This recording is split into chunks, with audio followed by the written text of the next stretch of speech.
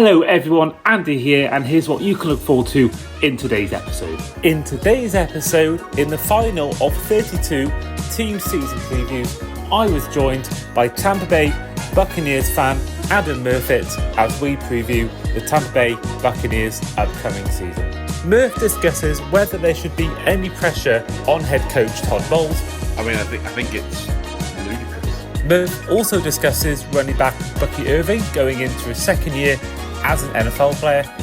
I don't think it'll be as good. And Murph predicts the team's overall season record in our win-loss or tie segment. Hope you all enjoy. Hello and welcome back to the Across the Pod NFL podcast. I am, as ever, your host today, Andy Davis. And we've done it.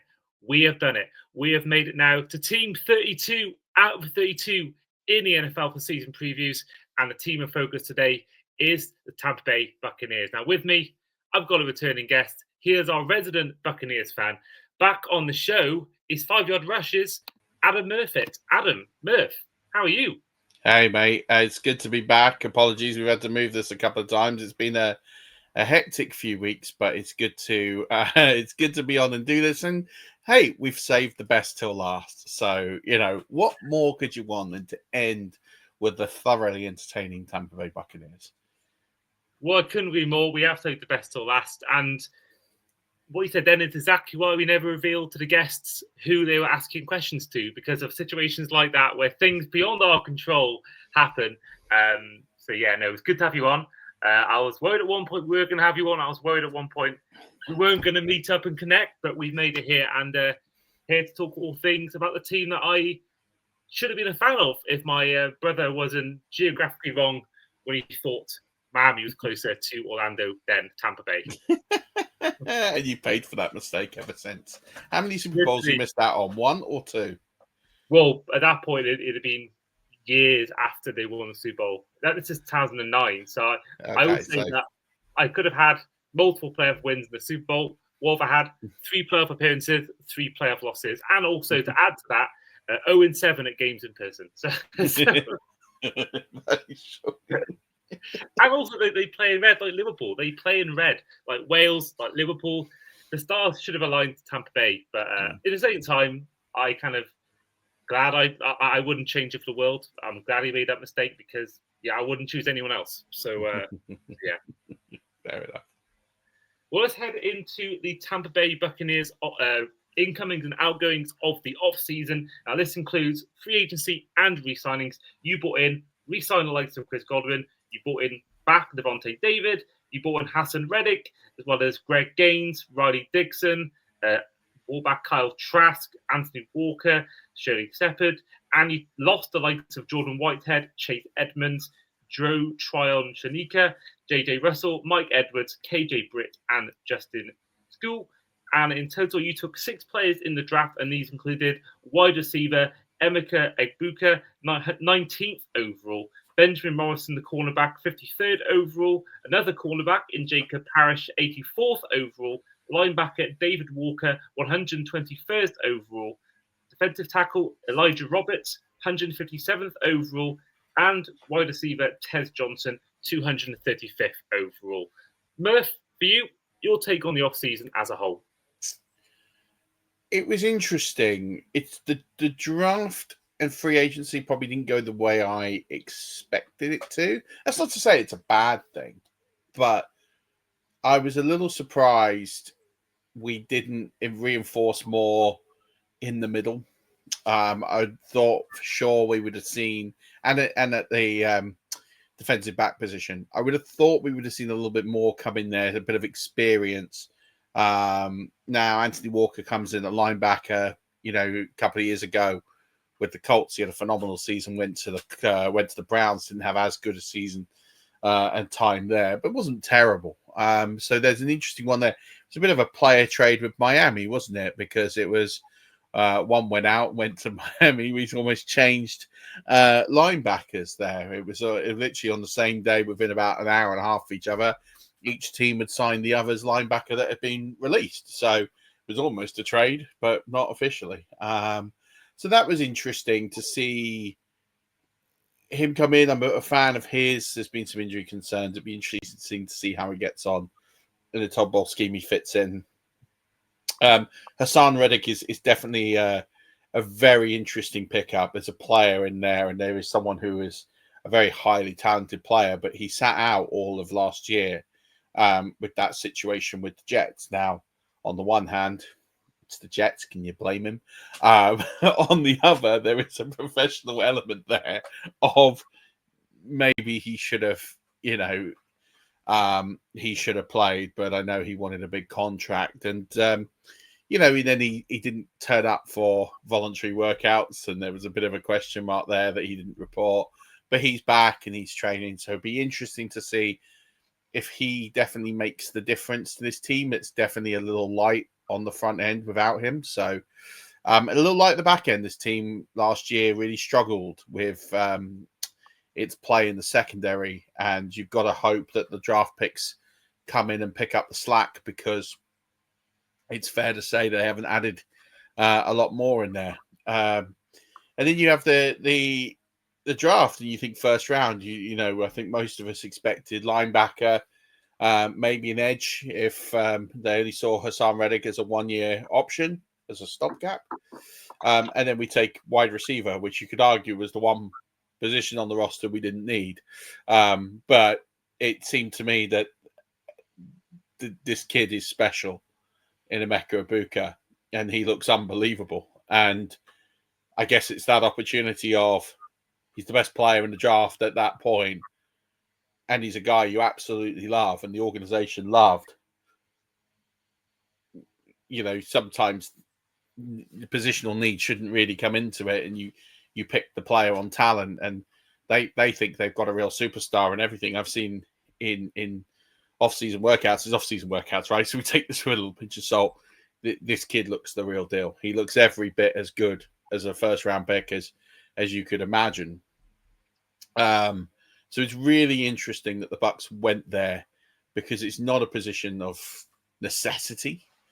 And then Tez Johnson in the 7th round, I think is a really electric player. I'm surprised he fell as low as the 7th. I sort of had him around about the 5th round. I actually think he could be higher. It's just the size that really kind of does him. The Bucs set a special trend of signing the heaviest ever player to be under an NFL contract and the lightest in the same off season, because you had our dear friend from Florida, Watson, sign as a UDFA, who I think he came in at like 400 pounds. I can't remember the exact weight, but Desmond Watson was huge. And then Tez Johnson, the lightest player in NFL history. So quite a nice polarizing spectrum to have both those guys in the room at the same time. So yeah, overall, I think pretty pleased. And then also you've forgotten on there in additions, one that's just been made is Teddy Bridgewater, who could be making an appearance on Saturday. All things being told, that looks to be likely, which I think is a very astute piece of business by the front office. Because Teddy Bridgewater knows how to run an offense, and Kyle Trask hasn't had a lot of snaps. I was a bit surprised they did bring him back. But, now Teddy Bridgewater's been brought in.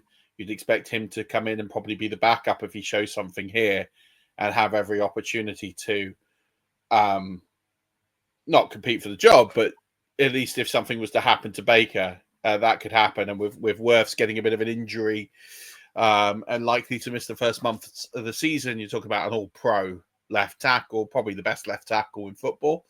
There is that increased injury risk to Mayfield with that offensive line change. So, you've got to have a steady backup in there. And I think Teddy Bridgewater definitely is that, whatever you think of him as a general rule.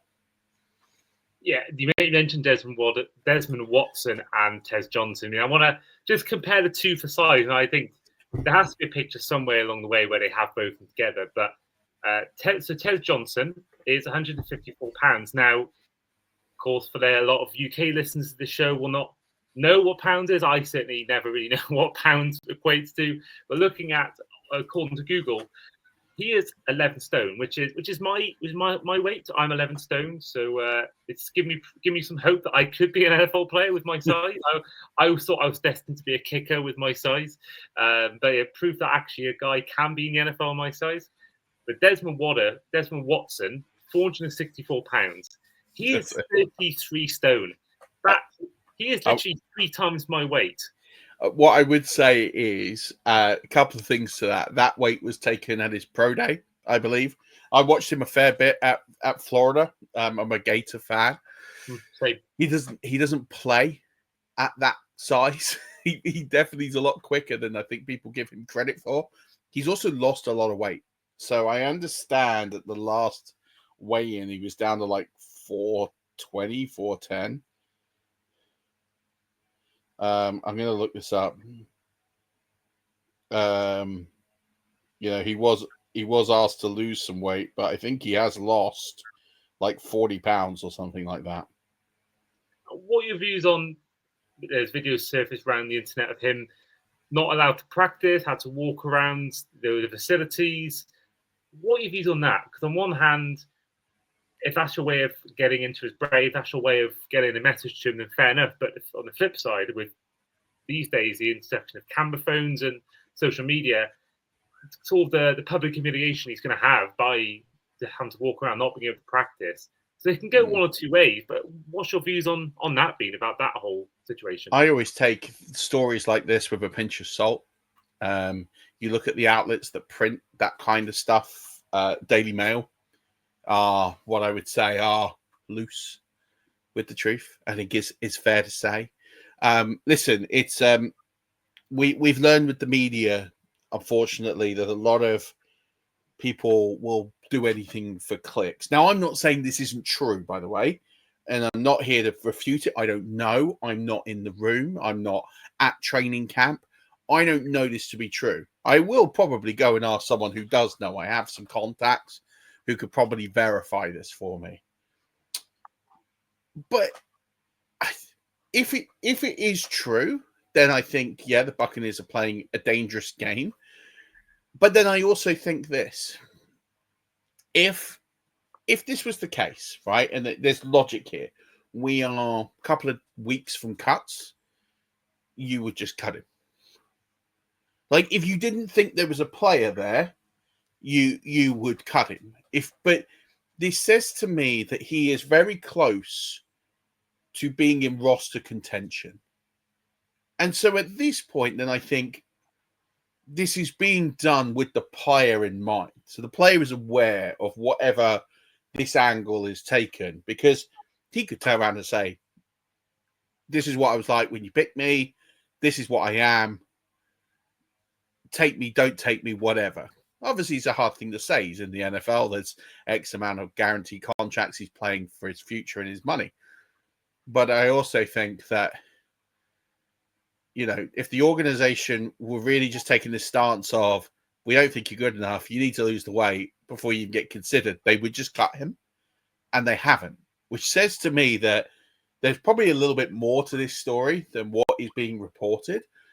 And maybe this is what it is, and maybe it is an incentive plan. Maybe he's got a small injury. Like, we don't actually know. And I just think, for me, I always like to sort of deal with facts and what is true, and I don't like conjecture. I think it causes this narrative of people being reported on in ways they shouldn't be. And we see far too much of that in the NFL and in all sports, to be fair. So I guess for me, I think if it is what it is, it's a motivational tool. He would have been cut if he wasn't good enough. So I would take it more as a positive than a negative. Yeah, to be fair, you make a good point. That is a very good point. And sometimes these things do get blown out of proportion. And, I think just because something happens in practice doesn't mean it's going to translate to the field. I think, I think we'll know the real answer come week 1, week 2, when they're suiting up and playing, whether he actually is going to play for the Bucs or not.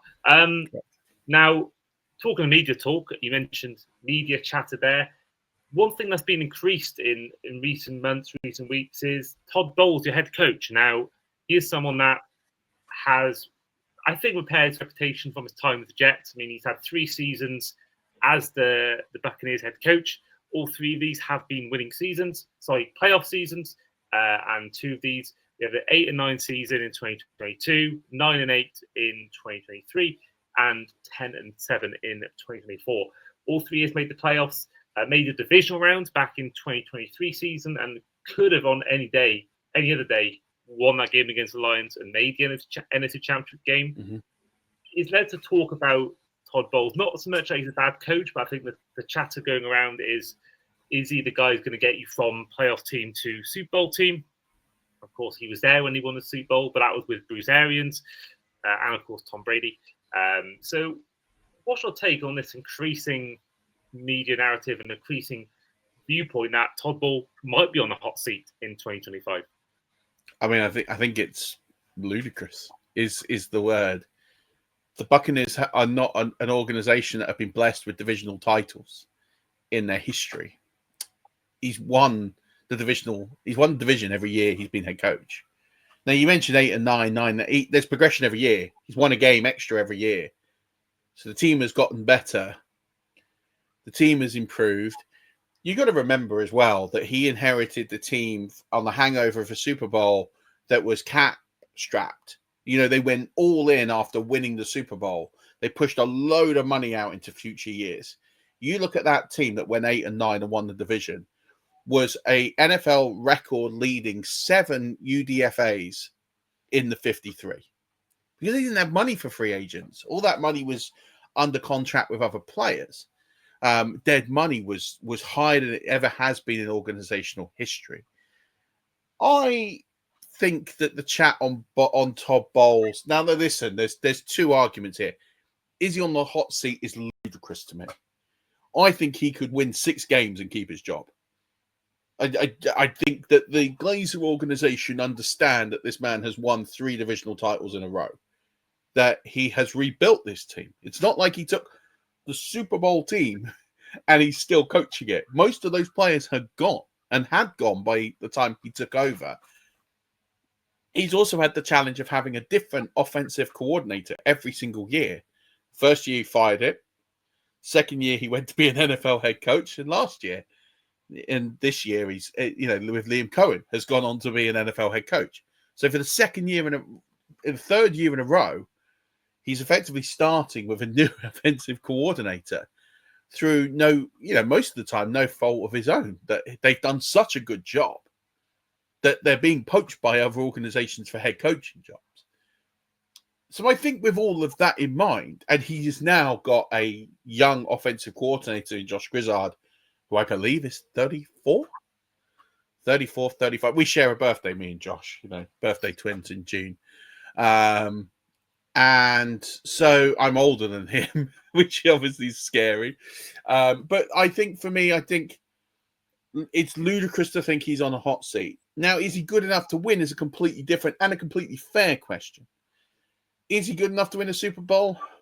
I don't know, is the answer. I think he made some questionable decisions in that Lions game that you brought up, that potentially cost the team to win. I think he has made some decisions that at times are at the detriment of the team. Absolutely. Has he got the stones to take us the whole way? In truth, I genuinely don't know. But we're not that far removed from a team that didn't make the playoffs for 13 years. This isn't an organization that is under immense pressure and media spotlight often. And if it is under any form of media scrutiny and spotlight, it's because of the work that Todd Bowles and Bruce Arians have done that have made this franchise relevant in the national domain over the last 5 years. So I think to put him under pressure now is ludicrous. Now, I think if he doesn't win the division this year, there will be some pressure next year. I think that's fair, but I think he almost gets a pass for almost anything this season, as long as it's not a complete catastrophe write-off. Like if he goes 2-15, then yeah, he probably will go. But I can't see that happening. And I know that people are going to sit here and listen to this and go, oh, well, it's a poor division. I totally understand it's a poor division. Like, I get it, but someone's got to win it. Right? Ultimately, you're measured on two things. Did you win your division? Did you win the Super Bowl? Ultimately, you got to win your division to get in. And then winning the Super Bowl, one team does it every year. And I think the NFC is a pretty average conference as a whole. The teams that are the best teams are, for the most part, in the AFC. So I think if the Bucs get on a run, they can beat anybody. So I don't think, I'm not like predicting it's a Super Bowl glory, but I also don't think that Coach Bowles is going to be fired in January. You mentioned about the NFC. I mean, you've got a Lions team that have lost two coordinators. You never know how a team can recover from loss of coordinators. Buccaneers have proved you can lose coordinators and do well. Think about Dave Canales and hopefully now Liam Cohen. You know, the Eagles will be on a Super Bowl hangover. They've lost a defensive coordinator in Kellen Moore. The Rams, you know, they've just had this injury concerns with Matt Stafford. Who else is there? The Commanders is a small sample size. You think about the likes of the Seahawks, they're going to be nowhere near. So I think the NFC, and then we're reaching to like the Cowboys, and this is what I mean. There isn't much. That's what I mean. Like, I look at the teams in the NFC, and I think, well, first of all, we beat Philly every year. We are their absolute Achilles heel. We know how to beat that team. We've beaten them each of the last 3 or 4 seasons. So, you know, they're not a team that scare me in the playoffs. The Lions, yeah, I mean, as you say, a lot of change there. How are they going to deal with that? They're dealing with a pressure. Their Super Bowl window is very fast closing. And there is pressure from an organization that perhaps has not had that pressure, similar to the Buccaneers in a long time. So then you look at every other team and you think it's well and truly up for grabs. If the Buccaneers can put on a run and stay healthy, there's no reason they couldn't go all the way in January, February. It's just a question of can they do it? And I think in the NFC, you almost need that little bit of luck. I think you do need that little bit of luck to get on the run at the right time.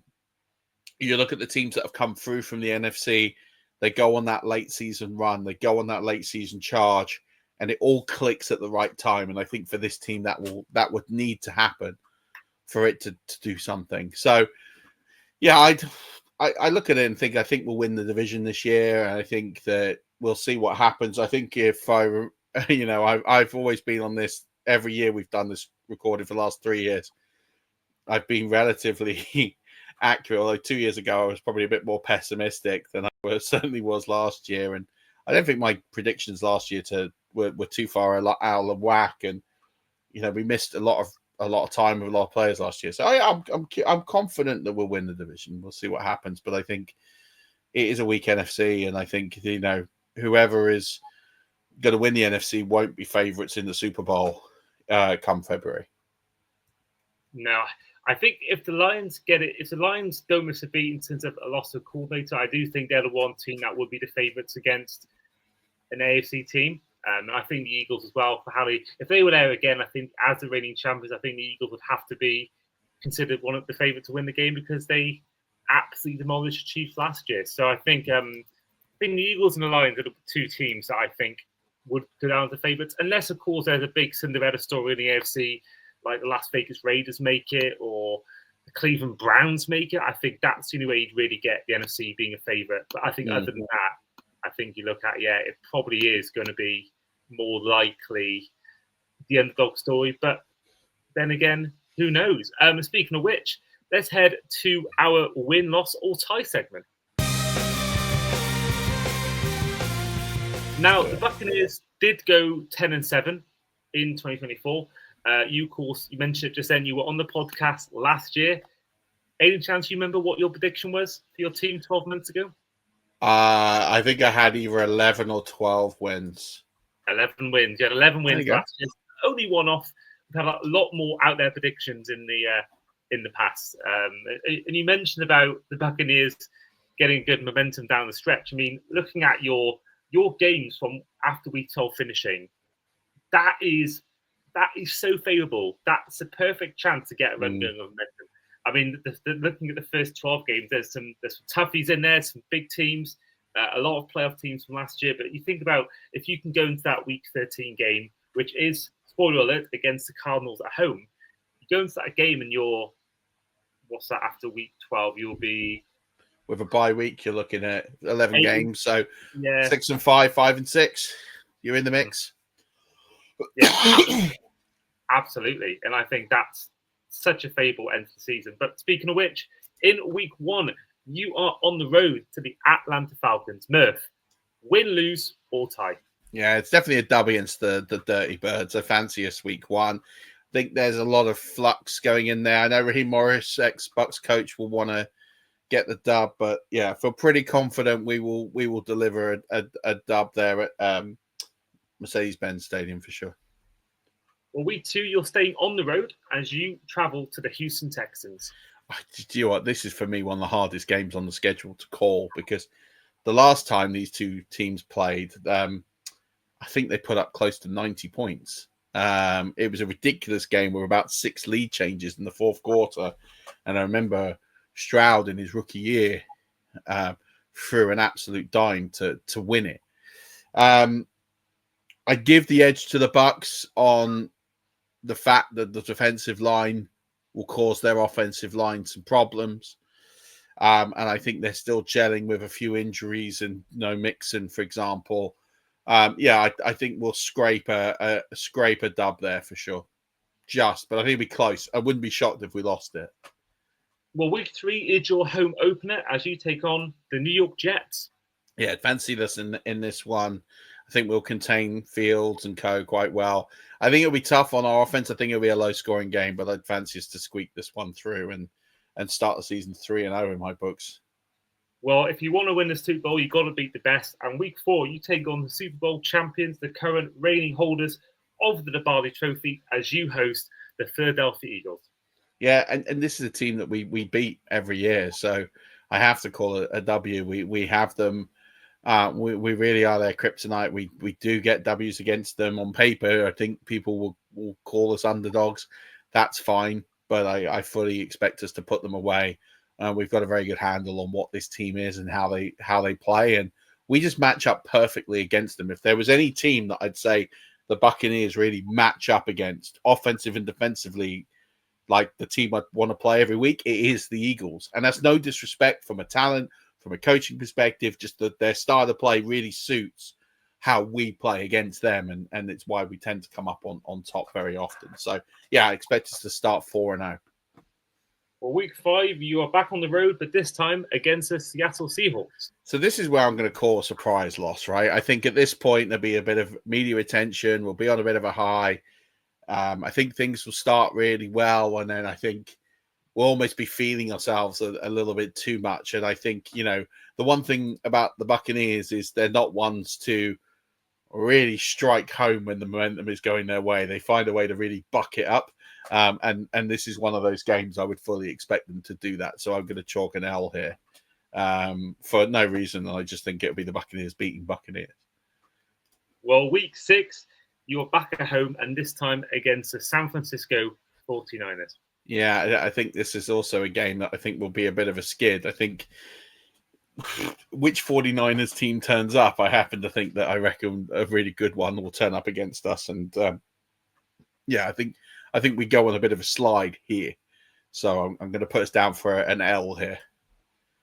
Okay, so then Week 7, your first of back-to-back road games, you're taking on the Detroit Lions, which could easily be an NFC Championship preview.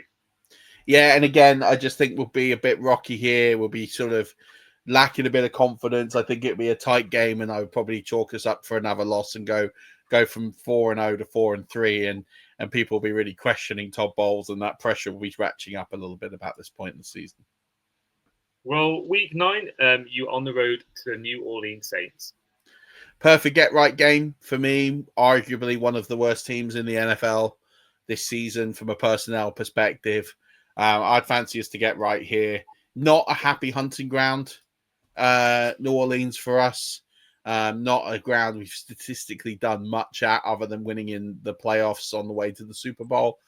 But I just think this team is terrible. no fault of the coaches or anything else, but just they've paying for their old mistakes. So, yeah, I'd fancy us to get right here, move to 5-3. Well, that was week 8, not week 9, because week 9 is your bye week. So week 10, your first home game since week 6 as you host the New England Patriots. This game, again, is another one that's hard to call because on paper you think this is going to be pretty straightforward for the Buccaneers, but there's just something about the Patriots this year. I think they're going to surprise a lot of teams. I think Drake May is exceptional. I think he's a very, very good quarterback. I think Josh McDaniels being back there, they finally have an offensive coordinator who's going to revitalize this offense. They've got Stephon Diggs there to add a bit of leadership in here. They've got an excellent running back in Trayvon Henderson. I think it's a really, really tough game. I think the Buccaneers will squeak it, but again, I think this will be really close. Another one that wouldn't shock me if it went in the L column. Well, so week 11 is your final ever game as a franchise at Highmark Stadium against the Buffalo Bills. Yeah, shame because a great stadium, but they will take care of business. The Bills, I think, for me, one of the best teams in football. I love watching them. They're almost like a second team. I just think Josh Allen is exceptional. I'd expect them to put the Buccaneers away here in this final game at the stadium. I kind of know what you mean. I think if they weren't an AFC East team, I would be certainly thinking Bills be my soft spot team because I think despite really wanting to dislike a quarterback for the Bills, I find Josh Allen really fun to watch. I think there's a lot to learn. I genuinely think he's probably the most aesthetically pleasing quarterback to watch in the NFL. And also, I've got some good friends I've made down in Buffalo. I owe a lot to Buffalo Bills fans for my travels in America, for my issue I had a few years ago. And of course, the fans are great. Atmosphere is great. By far the best target I've ever experienced. But it's just a shame they're in our division. I can't root for them. And they've broken my heart more than any other team. 2 years in a row, we should have won the division, albeit down to our mistakes. But 2 years in a row, they nipped us to the division in the final week. So, yeah, I think that there's definitely a world where the Bills are celebrating their last ever game at Highmark, making the Super Bowl and finally getting over that Chiefs hump. I think there's definitely a world where that happens, and I think most NFL fans would be in favour of that. Week 12 though is a road game against the Los Angeles Rams, team that we statistically have never done anything against and continue to lose to for unbeknown reasons. And I chalk this one up as an L. I just think that we get in the way of ourselves, and I think we'll do it on this occasion as well. I think it'll be a tricky one. I think it's Monday Night Football, this one, which again, not a stage we've ever done particularly well in this franchise. Add those two things together, it points to an L. Well, week 13, this is the start of your favourable run as you take on the road the Arizona Cardinals. At home to the Cardinals. Yeah, well, I say we're at home. This is one of those games that I think could go either way, but I'd probably expect us to put it away. Okay, so then week 14 is another home game, your second of 3 in a row against the Saints. Yeah, again, I just don't think they've got much to offer. And I think at this point, they really will be looking at number 1 pick territory, or be looking in certainly top 5 range. So, yeah, I think we'll put a double on the board here for sure. And then week 15 is a home game against the Atlanta Falcons. Yeah, again, think we'll put this one away. I think it'll be close. I think they will be putting pressure on, but I think this will be sort of the final nail in the coffin for the divisional race for sure. I think the Falcons are the only team that will compete for the Buccaneers for the division, and I think the Bucs will be a little bit too strong, and they'll stuff out the Falcons' remaining divisional hopes here. Well, week 16, you take on the Panthers twice now in the final 3 games of the season. This one's on the road. Yeah, I think we'll do the business here. The one thing about having your ex-coach on the other sidelines, it's a strange one. We're in a division where there's 2 former Bucs coaches in the division. So, but I think Carolina are forever rebuilding. It feels like this feels like the longest rebuild in history, and I think they'll be better this year than they were last year, but I still think we'll be comfortable. Okay, so your final road game of the regular season comes in week 17, and this comes in the form of my team, the Miami Dolphins. I want to be really kind here. I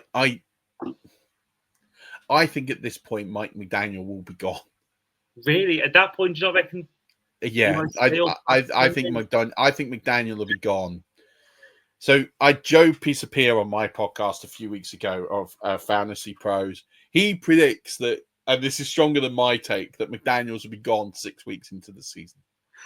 I think you've got a bit of an easier start. I think he'll be gone by Thanksgiving. I just think all signs point to McDaniels leaving this year, and I just don't think he'll hang on to the end. So I think we'll be playing an interim head coach and I think the Dolphins, unfortunately, will be waiting for the season to end before they can rebuild. And so, I'd expect us to clinch another win and feel pretty good. I think this will be the week we probably clinch the division, and we'll feel pretty good about where we are. I think they're being overlooked. I think this is provided that everyone stays healthy. You got Austin Jackson protecting the run game. Tua can stay healthy because when he's healthy, we look much better. Bradley Chubb and Jalen Phillips back on the field. You got Chop Robinson there, Zach Sealer. Well, Chop Robinson's injured, but I mean, they're saying it's not that bad. He himself said it's not too bad. But that did worry me. That was my big. When I saw that, I was like, "We're done." But, I do think you have the potential to have one of the worst defenses in history. Really? What? Even with Anthony Weaver, you see? Yeah, your secondary. Like, I think our secondary is poor.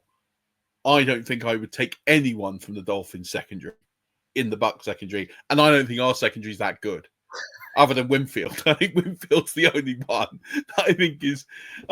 There's no disrespect to anyone here, but I just think you're going to get passed around all over the place. I really, and I don't mean that with any. I've got nothing against the Dolphins, but ever since sort of Ramsey and co have left town, I don't see it. I don't see where Minka Fitzpatrick's back in the building. He is. Look, I'd be happy to be proved wrong, but I think the Dolphins could be in a lot of trouble this year. But I do think with that, I think a change is needed in the organization. I do think it is needed, and I think when it comes, it will be very worthwhile. And I think that the next iteration will be definitely a better one, and there's a good place to build from with some good building pieces. But I don't see it this year. Sorry. Well, if that does happen, and this is very much a hypothetical situation. Of course it is. Bill Belichick comes in next year. Wow! If you're pinning the hopes of your franchise on Bill Belichick, no, there's no chance he comes first. But I think he'd be coming in 5 years too late.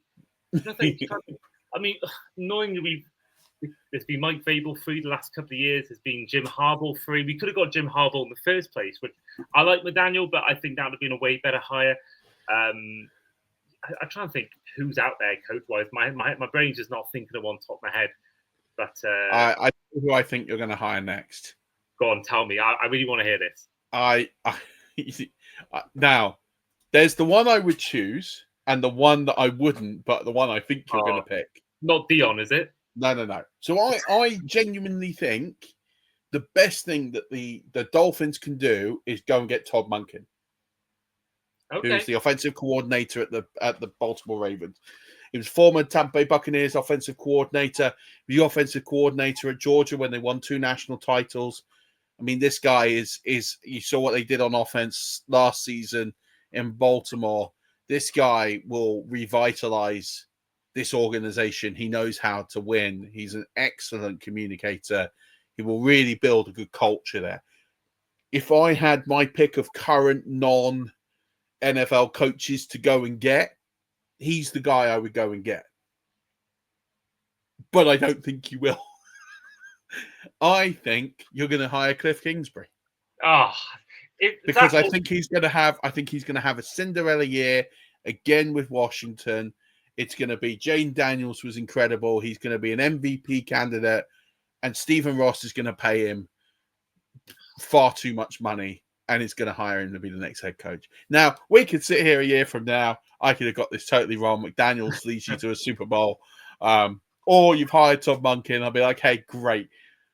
But if Cliff Kingsbury's here a year from now and he's the Miami Dolphins head coach, in fact, you have to clip this if this happens. And because that's what I think is going to happen. That genuinely, that's what I think will happen, is you'll hire Cliff Kingsbury. To be fair, you talked about in the Cardinals episode that if he does well with Daniels again, maybe Kyler Murray was the problem. In all this time he had, but who knows? One thing I will say that I would rather someone who's already established in the role, and there's someone that I want to shout out Gridiron Magazine. They do a season preview every year. I've used it for many of my season preview recordings the last few years, and they go for each team and they have a little part of each team called Feeding the Heat. Now I think this would be silly if they did this, but they said Feeding the Heat. Cleveland Browns head coach Kevin Stefanski. Now, if Kevin Stefanski went for a 3-year season and he got fired as head coach of the Browns, I think personally, I like McDaniel, but I'll be the first in the door to kick him out to get Stefanski in. I think Stefanski, I agree with you. Two-time winning head coach of the year. And he's worked. I mean, obviously, I don't know how much he was involved in the Watson trade. I don't know how much he wasn't. He had. But None. You think about how he's managed to deal. Bought the Browns their first playoff appearance in years, their first playoff win as well in years. And I think what he's done with poor quarterback play, I think, yeah. So that if he got fired, he'd be my choice. I 100% agree. I don't think he will. I think the Browns will be okay this year, but I agree with you. I actually really like Kevin Stefanski. I think he's a very, very, very capable and good coach, and think he's someone for sure you could absolutely keep an eye on. I'll throw a couple of other names out here that I'd be keeping a bit of an eye on just in case things change. Keep an eye on Jesse Minter. He's one that I would definitely be looking at. And also, I'd be looking at Drew. Drew Petzing of Arizona. Now, again, if things go right there, that could be a really interesting one.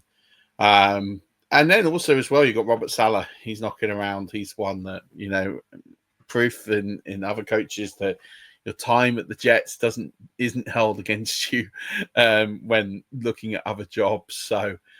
Is another one there for you. There's some other names, but yeah, for me, I can just see Stephen Ross doing something splashy and going to get Cliff Kingsbury. It would feel like a very Stephen Ross hire. I guess we will see what happens. We have massively derailed the predictions, by the way. I do this so often. I'll let everyone's worse than nightmare. Well, week 18. Let's go into week 18. It is a home game against the Panthers. Do you remember what my stock response is to the Week 18 games? I actually don't. It's normally I predict us to so again, I go on the caveat of, does this have anything writing on it or not? Because that will change my prediction. If how I see the season going, that we have the division wrapped up, going into this game, I think we will lose this game. If we don't, then I think we will win the game. But I think if we have it wrapped up, we have nothing to play for, then I could see us losing this game. I said this last year, and we didn't have a lot to play for. We did still end up winning the game. Actually, I still think we had to play to win. So I don't think we benched him. And then we threw out that Mike Evans pass when we should have taken the knee so he could get to his 1,000-yard season. So I don't think we clinched. So that game had something on it. But yeah, I definitely think if we have clinched, which I think we will do, then I'm going to put this down as a loss on the official stat sheet. But I would change my prediction if this had something writing on it. So yeah. Well, there we are. That is 11-6 you've gone for. And with that prediction, how far do you go in the postseason? That's a good question. So it'd be a home playoff game, which I know we had last year. We had the Commanders, and we were probably a bit unlucky. I would like us. It depends on if we're the 3 or the 4 seed. I think that's going to play a bit of a part in this. Because I think if we're the 3 seed, I'd fancy us whoever we get. I would say that we're looking at the Eagles, the Lions, us, and I mean that I'd go with the Rams in the West, but I think that is a wild card division. I think anyone could get it. I could probably see us playing like a Seattle in the opening round and potentially beating them. I think I genuinely haven't given it any thought. I think we will probably go to the divisional round, maybe the championship game. Okay, I like that. Well, let's head. I think we're going to win a playoff game. I like that. I like that a lot. Well, let's head into our final section, which is going to be Fan Asks Fan. So in the last episode, we had Bengals fan Rory Joe Daniels on the show, and he wants to ask you, Murph, do you think Bucky Irving will be a top 5 running back this season? Of course, he was 10th in yards in 2024, 15th when it comes to touchdowns. Do you see him, end of 2025 season, being a top 5 running back? How are we measuring top 5? Is that yards, touchdowns? He didn't say, He didn't say. Maybe an overall kind of thing. Okay. No. I think Liam Cohen did a phenomenal job last year. It was sad the way he went and why he went. I get it. You get a head coaching opportunity not very often. But I think he did something with this offense on the ground game that was simply phenomenal. Something that we haven't seen out of Buccaneer football in quite some time. With a rookie offensive play caller, I think he'll inherit a good scheme. I think he'll know what he wants to do. I don't think it'll be as good. I don't think the Buccaneers will be as good on the ground this year as they were last year. I think especially with some changes to the offensive line personnel through the first 4 games due to Wirtz's injury, I think that will be a bit of a hindrance. I think he will be top 10. I don't think he'll be top 5. I think, and I don't think that is besmirching of the talent of Bucky Irving. What I would also say is that I would, if you are a fantasy player, if you are a keen eye on running backs, the man to watch this year is Sean Tucker. Now, Sean Tucker is an electric running back. I think he will earn his right. I think Rashad White is almost on the way out of this franchise. I think Sean Tucker is going to get a lot more playing time this year.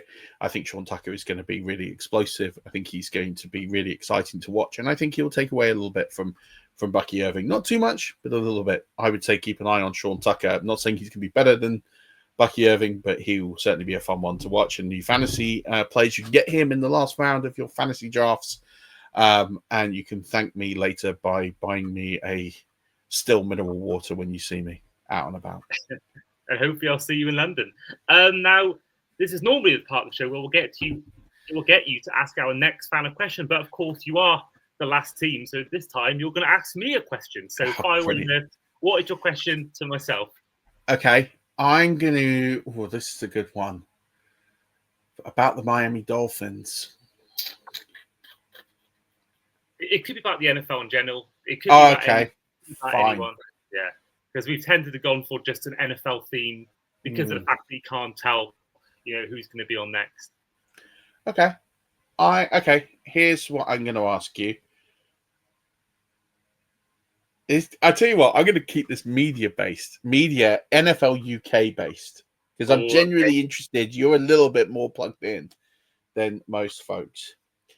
So with Channel 5 getting games this year and Sky getting games this year, both on 1-year deals, who is going to get the games in 2026?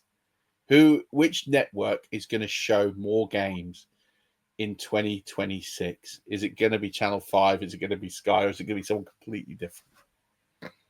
I think that with the money they've invested in the NFL the last 10 years, getting a channel named after the NFL, I still think Sky have the monopoly they'll still have the monopoly of, but I think, if I'm honest, I think in terms of Sunday coverage, I think it'll be equal. I think you'll have the 6 p.m. games. They'll both show it 9 p.m. I think one thing that will give Sky the advantage is maybe they'll have the Thursday night games and Monday night games. So I think Sky, now they've got the contract renewed from what we've read on media articles, I do feel like this will be one where they will, if they got a new deal done, they're going to have, the monopoly still on games until someone outbids them. But I think for now, I think Channel 5 will have as much coverage in the 6 p.m. and 9 p.m. games as Sky, but I think Sky will have the prime time games.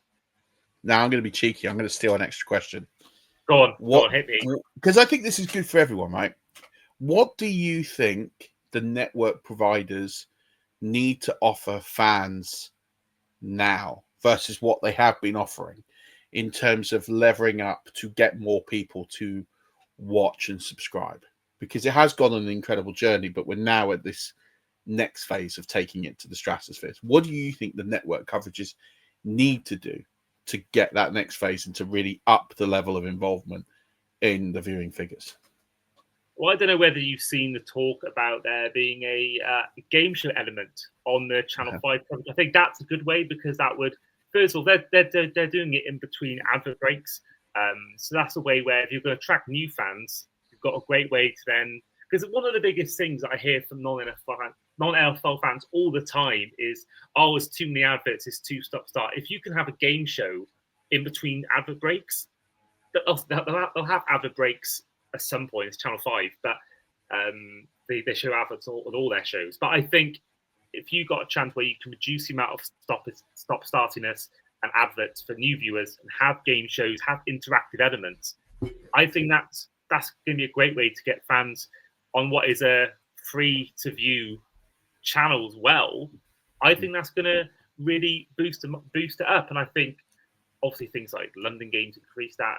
But I think if you're getting a show where, not only is Red Zone still going to be free for all viewers, but also if you've got a chance where you can have that fun side of things that Channel 5 is showing, but also what Sky show, and for the more diehard fans or the more knowledgeable fans, where you've got the more analytical side of things, I think that way you've got both sides covered. And I think this is going to be, one of the best seasons ever for coverage of the NFL in the UK. And of course, with more international games than ever, it's going to also increase that, element of Europe and UK involvement. Yeah, nice, good, great. And now I'm going to ask you guys, the audience, a question which I'll put on socials. Who do you think is going to win the Super Bowl, and who do you think they're going to beat in San Francisco in February? But there we are. That is the end of the episode and the end of the 2025 season preview series on this channel. I want to thank all the guests that have been on this year: Charlie Nelson, David Caproche, Luke Campbell, Jeff Reinbold, John McDonald, Javan Beeler, Dan Toomey, Tony Afote, Charlie Grace, JP McGrath, Shane Harris, Jane Lawrence, Steve McGuinness, Sam Andrews, Ollie Butler Henderson, Brad Simcox, David Figgins, Adam Martin, Tom Morton, Sam Moores, Mark Bradley, James Collier, Turn Up For What Podcast Ewan, Paul Redman, Freddie Harper Davis and Freddie Hall, Paul Hope, Ollie Hope, Lee Wakefield, Craig Wilson, otherwise known as Keg, Adam Fletcher, Greg Kett, Rob Monk, Olivia Peebles, Ollie Kent, Sam Morgan, Lee White, Roy Joe Daniels, and today's guest, Murph. Murph, first of all, thank you for coming on. Always a pleasure. Always happy to do it. Sorry for taking a bit of a time to get this done with COVID and leave and all that. But yeah, glad we could do it. Well, glad we got done in the end, and glad we finished off on this great note. And we are going to have a little bit of a break now between episodes, but we will be back in a few weeks to preview the season in our season predictions episode with myself, Steve McGuinness, and Luke Campbell in our 4th or 5th year doing that style of episode. But this has been the Tampa Bay Buccaneers 2025 season preview on Across the Pod. I have been, as ever, your host today and throughout the whole off-season, Andy Davis, with our guest today in 5 Yard Rushers Murph. And we'll see you guys for our next episode. Take care.